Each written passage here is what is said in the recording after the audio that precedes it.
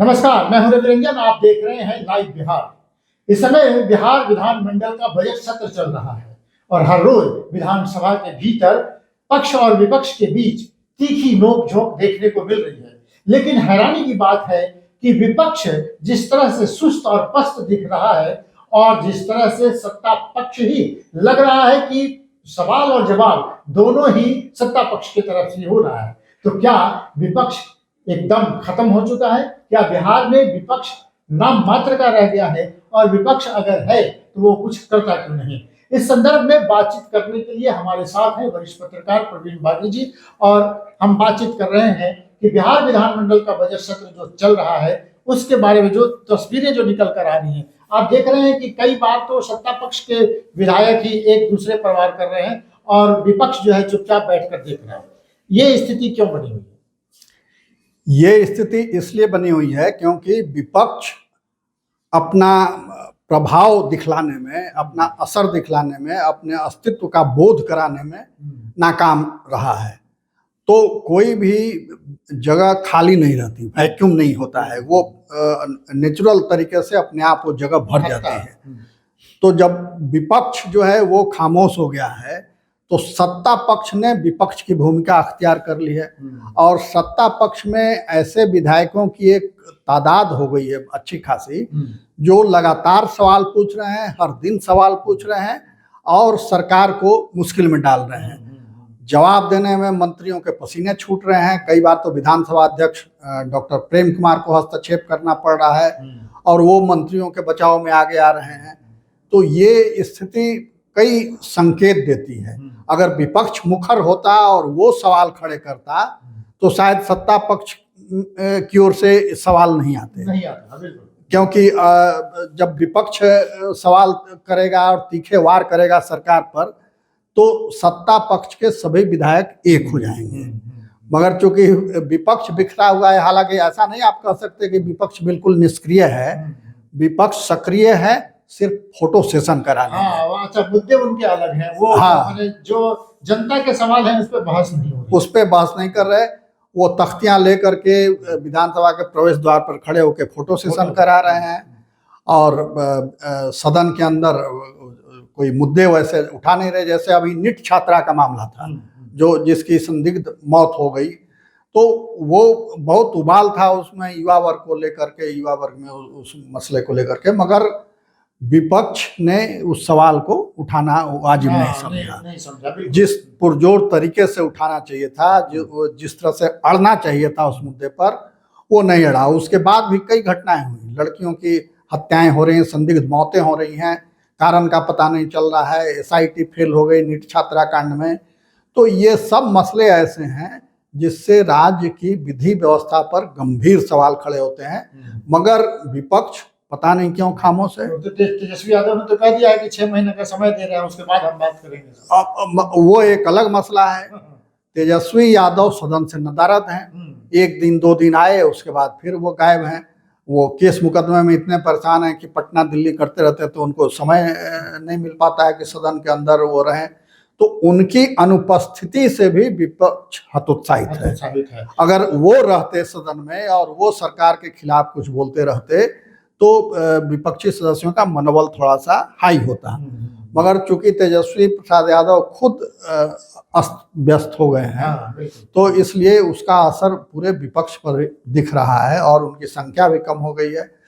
तो एक देखिए, सबसे अच्छा उदाहरण ये होगा कि मैथिली ठाकुर जो सबसे कम उम्र की सदस्य हैं विधानसभा में और पहली बार चुन के आई हैं, राजनीति से कोई उनका दूर दूर तक वास्ता नहीं था, वो कलाकार हैं, बहुत अच्छी कलाकार हैं, मगर उन्होंने एक ऐसा सवाल उठाया स्वास्थ्य विभाग का कि मंत्री को जवाब देने में मुश्किल पड़ गया और उन्होंने एक अपने निर्वाचन क्षेत्र के एक स्वास्थ्य उपकेंद्र का मसला उठाया कि उसका भवन जो है वो जर्जर है, डॉक्टर नहीं है, दवाइयाँ नहीं मिलती हैं, कंपाउंडर के भरोसे चल रहा है।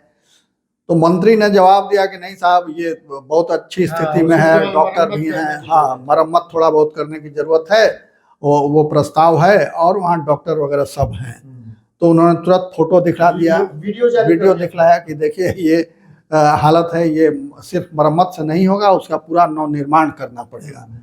तो सरकार की बोलती बंद थी वहाँ। अच्छा, ये लोकतंत्र की खूबसूरती है। एक तो ठीक है कि वाजिब है कि हर विधायक अपने अपने क्षेत्र की समस्याओं को रखे वहाँ विधानसभा में, और सरकार को जवाब देना है। लेकिन बात यह है कि विपक्ष की तरफ से भी जो 20-25 जो लोग चुनकर आए हैं, उनके क्षेत्र में क्या कोई समस्या नहीं है? क्योंकि सत्ता पक्ष में जो चुनकर आए हैं वही लोग अपनी बात रख रहे हैं और उन्हीं का जवाब सरकार दे रही है। तो विपक्षी पार्टियां जो हैं, उनके विधायक वो क्या कर रहे हैं?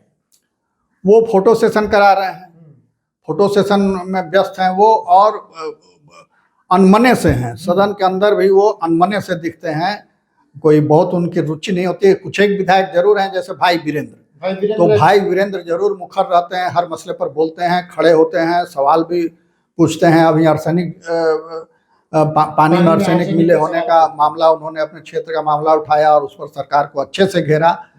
मगर बाकी के जो विधायक हैं विपक्ष के, वो खामोश रहते हैं, उनके पास शायद सवाल नहीं होते। विपक्ष का जो नेता है वो तो गायब है, वो चुपचाप है।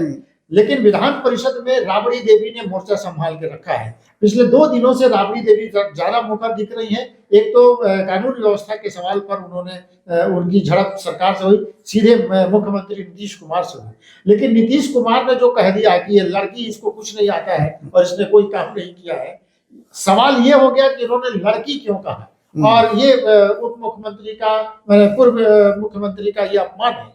लेकिन मुद्दा तो ये नहीं था। सवाल ये था कि उन्होंने जो सवाल खड़ा किया कि बिहार में विधि व्यवस्था के सवाल पर सरकार क्या कर रही है, इस सवाल को छोड़कर विपक्ष भी है दूसरे उस पर जा रही है।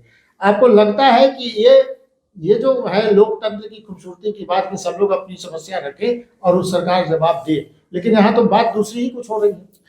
नहीं, बात दूसरी इसलिए हो रही है कि अगर टू दी पॉइंट जो सवाल आता है उसका टू दी पॉइंट जवाब दिया जाए तो मामला दूसरा नहीं होगा और सदस्य भी संतुष्ट हो जाएंगे। मगर वो होता नहीं है, जवाब सही नहीं होता है, वो घुमावदार होता है, घुमाने की कोशिश होती है। तो इसलिए लगातार पूरक होते हैं, फिर हल्ला हंगामा होता है। विधान परिषद का जो आप जिक्र कर रहे हैं, वो राबड़ी देवी 1-2 दिन जरूर वहाँ थोड़ा सा तेवर में दिखी, और सुनील सिंह हैं वो थोड़ा मुखर रहते हैं। यदि राजद के जो विधान पार्षद हैं वो मुखर रहते हैं, बाकी के लोग मुखर नहीं रहते। तो वहाँ भी वही स्थिति है। कुछ एक दिन जरूर लोगों ने सक्रियता दिखाई, मगर उसके बाद फिर। लेकिन हैरानी की बात है कि ये भाकपा माले जो है या वामपंथी पार्टियों को है, कांग्रेस जो वर्षों से अभी विपक्ष में 2-4 सीट लेकर वो रहती है, इन लोगों के पास कोई मुद्दा नहीं है सरकार को घेरने के लिए। ये कोई सवाल नहीं खड़ा करते। भाकपा माले ने तो एक छोटा प्रदर्शन किया और उसके बाद अपने काम का इतिश्री समझ लिया। आखिर ये स्थिति क्यों बनी? आप इसको किस तरह से देख रहे हैं? भाकपा माले इस मसले को लेकर के जितना करना चाहिए उतना नहीं किया, मगर दूसरे दलों की बनिस्बत उसकी सक्रियता जरूर ज्यादा रही। उसके महिला विंग ने प्रदर्शन किया, लगातार प्रदर्शन किया, धरना भी दिया, लाठियां भी चली उसके जुलूस में, और उसके विधानसभा के अंदर भी उन लोगों ने सवाल उठाने की कोशिश की। हालांकि उस पर बहुत उनका जोर नहीं रहा, मगर सक्रियता उनकी थोड़ी बहुत दिखती है। हालांकि जिस मात्रा में सक्रियता होनी चाहिए उस मात्रा में सक्रियता नहीं दिखती। सक्रियता दिखती है तो सत्ता पक्ष के विधायकों की, और खास करके उन विधायकों की जो पिछली सरकार में मंत्री थे, इस सरकार में मंत्री नहीं बन पाए, वो ज्यादा सवाल पूछ रहे हैं। तो इसके कई मायने हैं। एक मायने तो ये है कि सत्ता पक्ष के विधायक जब विपक्ष के सदस्यों की भूमिका में आ जाएं, तो इसका मतलब ये है कि सत्ता पक्ष के अंदर असंतोष पल रहा है, कुछ ना कुछ तो है, ताकि वो दबाव बना रहे हैं सरकार पर। दूसरा इसका संदेश ये है कि सरकार जो घोषणाएं कर रही हैं, जितनी योजनाओं की बात हो रही है, चर्चा हो रही है विधानसभा में, वो घोषणाएं और वो योजनाएं धरातल पर कहीं नहीं दिख रही हैं। तो इसलिए विधायक उससे नाराज हैं, क्योंकि वो क्षेत्र में संपर्क में रहते हैं, तो उनको जवाब देना पड़ता है जनता को कि विधानसभा में ये घोषणा हो गई, अखबार में ये छप गया, ये हमारे यहाँ नहीं हुआ। तो उनकी नाराजगी भी झलकती है। सवालों के माध्यम से वो सरकार पर दबाव बनाते हैं कि जो काम उनके क्षेत्र के पेंडिंग पड़े हैं उन काम को ठीक से किया जाए और वहाँ योजनाएं लागू हों सही तरीके से। और इसका ये भी संकेत है कि सरकार ठीक से काम नहीं कर रही है। बहुत ये भी इसका मैसेज जाता है कि सरकार अगर काम करती होती तो सत्ता पक्ष के सदस्यों को विपक्ष के भूमिका नहीं निभानी पड़ती, उनको इतने सवाल नहीं पूछने पड़ते। और सवाल ही नहीं, पूरक दर पूरक पूछ रहे हैं सदस्य, और फिर भी सरकार की ओर से जवाब नहीं आ रहा है। और एक और संदेश ये है इसके पीछे का कि वो ये है कि ज्यादातर सक्रिय वही विधायक हैं जो पिछली बार मंत्री थे, इस बार मंत्री नहीं है, तो वो सवालों के माध्यम से अपनी अहमियत बता रहे हैं और दबाव बनाना चाह रहे होंगे कि हमको फिर से सरकार में लिया जाए, और नहीं तो हम सरकार को परेशान करते रहेंगे सदन में। एक बार तो मैंने असहज स्थिति हो गई कि मंत्री जवाब भी अपना ठीक से पढ़ नहीं पाएगी, उसमें कौन से शब्द लिखे हुए हैं वो अपने शब्दों को पढ़ नहीं पा रहे थे। तो मंत्रियों को एक सलाह दूसरे विधायक ने दे दी कि कह देना चाहिए कि मैं इसे दिखवा लूंगा, और ये वर्षों वर्षों से हो रहा है। सदन की कार्यवाही मैंने भी कई बार देखी है, तो वो जवाब ये होता है कि अच्छा मैं इसको दिखवा लूंगा। ये तो कोई जवाब नहीं होता है कि मैं दिखवा लूंगा, और दिखवाने के बाद हुआ क्या इसका कोई पता नहीं चलता है। तो ये सरकार केवल लफाजी कर रही है। मैंने वो अभी तो बजट सत्र चल रहा है, सबको अपने अपने डिपार्टमेंट का वो बजट ले लेना है, पैसे पास करा लेने हैं, लेकिन वो काम कब होंगे और क्या वो अपने ही विधायकों से घिरकर ये सरकार असहज होती रहेगी? आपको लग रहा है आगे भी यही होता रहेगा? नहीं, सरकार पर दबाव बनेगा तो काम होगा। हालांकि ये जरूर है कि मुख्यमंत्री जितने सक्रिय पहले थे उतनी सक्रियता अब उनकी नहीं है। उनका जो ड्रीम प्रोजेक्ट था नल जल योजना, वो नल जल योजना की धज्जियां उड़ गई विधानसभा में, विधान परिषद में भी, कि कहीं पानी नहीं आ रहा है, कहीं पाइप टूटा हुआ है, कोई मेंटेनेंस नहीं है, कोई मरम्मत नहीं है, जो प्रभावशाली लोग हैं उनके यहाँ नल लग गया, बाकी गांव में नहीं लगा। तो ये अनेक सवाल समस्याएं आ रही हैं सदन में, मगर उसका संतोषजनक जवाब नहीं मिल रहा है। तो इसको लेकर के नाराजगी और असंतोष तो दोनों है, मगर जब दबाव बनेगा तो मंत्री भी सक्रिय होंगे, प्रशासनिक अमला भी सक्रिय होगा और काम करना पड़ेगा। तो ये विधायकों का जो प्रयास है, सत्ता पक्ष के विधायक जो दबाव बना रहे हैं सरकार पर काम करने का, इसकी प्रशंसा होनी चाहिए कि वो जागरूक हैं और जनता के प्रति अपना कमिटमेंट वो दिखला रहे हैं कि हम चाहते हैं कि क्षेत्र का विकास हो। अब सरकार को इसमें आगे आना होगा।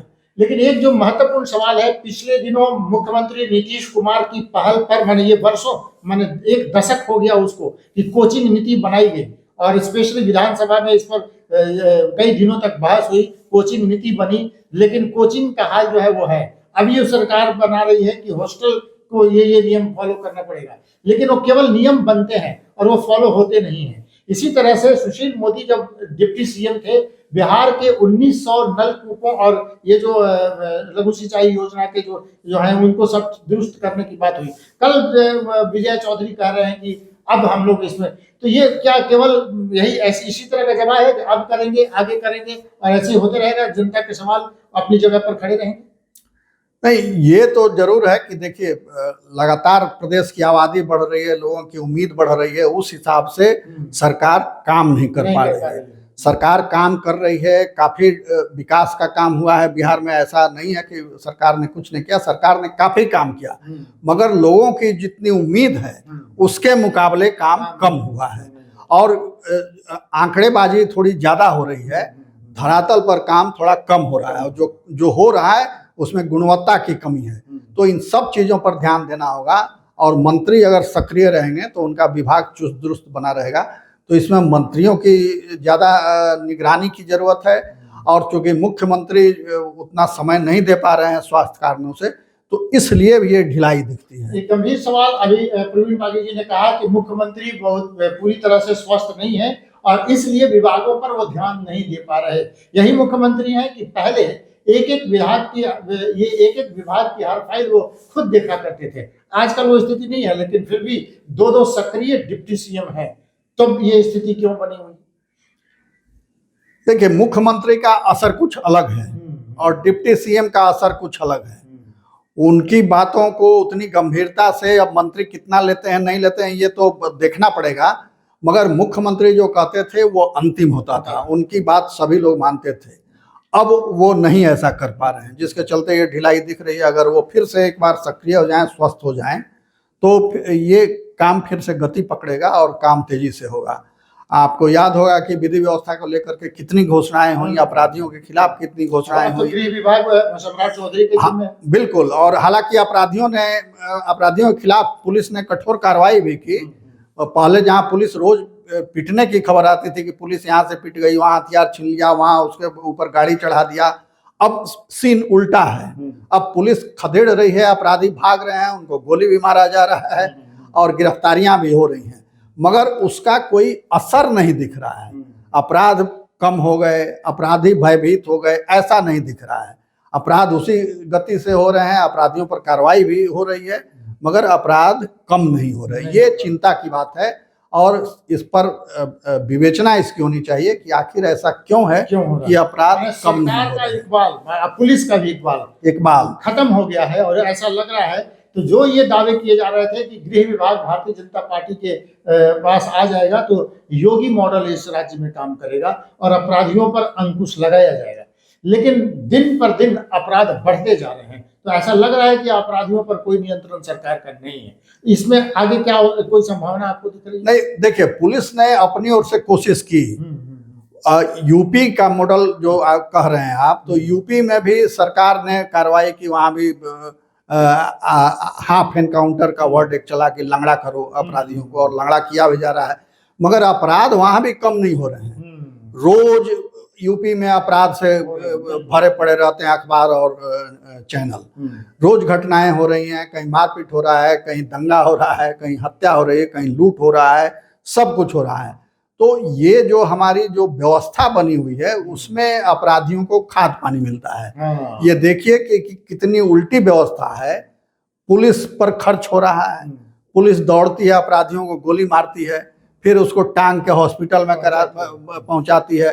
सरकारी खर्चे पर, यानी जनता के पैसे पर उनका इलाज होता है, फिर उनको जेल भेजा जाता है, वहां भी सरकारी पैसे पर उनका लालन पालन होता है, खाना खुराकी होता है, और फिर 2 महीना पर बेल से वो बाहर आ जाते हैं और फिर अपराध में लिप्त हो जाते हैं। फिर वही प्रक्रिया होती है, फिर उनको पकड़ो, फिर जेल में डालो और सब सरकारी खर्च उन पर करो, और फिर वो बाहर आके फिर ये करेंगे। तो जब तक ये व्यवस्था नहीं बदलेगी, अपराधियों के लिए कुछ नए कानून बनाने की जरूरत है।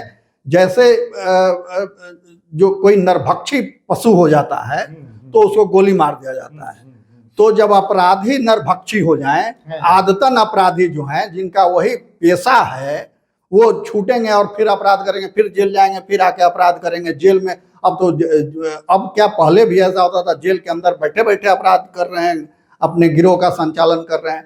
तो उनको कहीं एकांतवास में रखना होगा अपराधियों को। इसके लिए कड़े कानून बनाने की जरूरत है कि कैसे जो आदतन अपराधी हैं, जिनका वही मुख्य धंधा है, पेशा है, उनको समाज से काट करके अलग थलग कहीं रखा जाए ताकि समाज से उनका संपर्क न रहे, तब जाकर के इस पर काबू पाया जा सकता है। चलिए, हमारी बातचीत हो रही थी कि बिहार विधानमंडल के दोनों सदनों में विपक्ष बिल्कुल सुस्त और ऐसा दिख रहा है जैसे विपक्ष है ही नहीं। आखिर इसका कारण क्या है, जबकि सत्ता पक्ष के विधायक ही अपनी ही सरकार को घेरने की लगातार कोशिश कर रहे हैं और सरकार हर बार असमंजस की स्थिति में पड़ जा रही है। तो ये जो असमंजस की स्थिति है कब खत्म होगी? क्या मुख्यमंत्री नीतीश कुमार बीमार चल रहे हैं और इसके कारण सत्ता से उनका इकबाल खत्म है?